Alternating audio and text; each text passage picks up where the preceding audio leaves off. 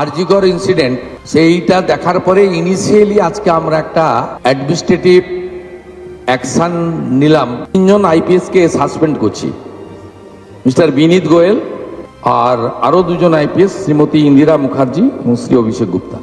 Man in action. আমরা দেখেছি আজ বিধানসভার শুভেন্দু অধিকারী পরিষ্কার করে বলে দিয়েছে বিধানসভা মারামারির জায়গা নয়, এখানে প্রত্যেকের সমান স্থান থাকবে। ঠিক তারপরেই প্রেস কনফারেন্স করতে এসে কার্যত বিস্ফোরক সব সিদ্ধান্ত নিলেন শুভেন্দু অধিকারী। এবং ইতিমধ্যে বলে রাখতে চাইবো, একেবারে আরজিকর কাণ্ড নিয়ে বিরাট পদক্ষেপ নিল বিজেপি সরকার বা বর্তমান বিজেপি সরকার। শুভেন্দু অধিকারী ইতিমধ্যে প্রেস কনফারেন্স করে জানিয়ে দিয়েছে 3 জন আইপিএস অফিসারকে সাসপেন্ড করা হলো।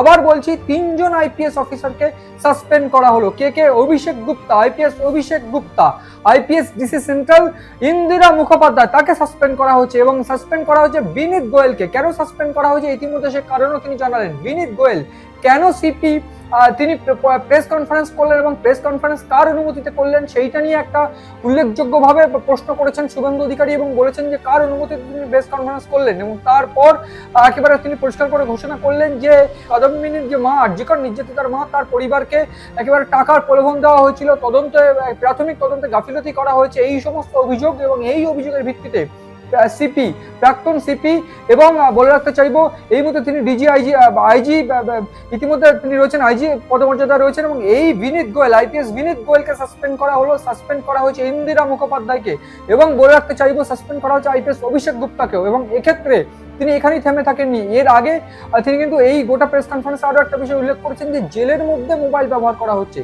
কি করে জেলের মধ্যে মোবাইল ব্যবহার করা হচ্ছে সেটা নিয়েও তিনি প্রশ্ন করলেন। এবং এক্ষেত্রে আরো 2 জনকে সাসপেন্ড করলো। বলে রাখতে চাইবো এটাই যে ঝোড়ো ব্যাটিং করছেন শুভেন্দু অধিকারী।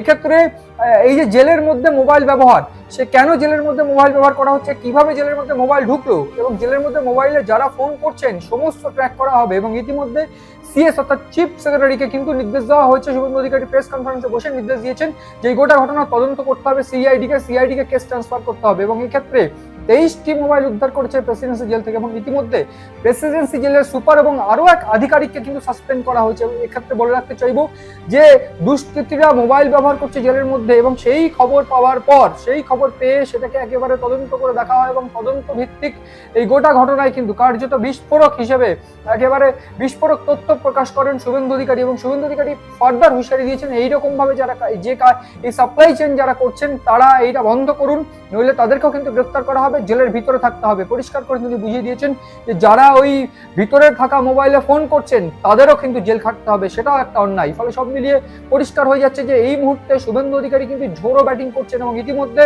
5টা উইকেট পড়েছে, আইপিএস 3 জন, প্রেসিডেন্সি জেলের সুপার 1 জন এবং আরো 1 জন আধিকারিক, মোট 5 জন উইকেট, 5টি উইকেট কিন্তু পড়ে গিয়েছে।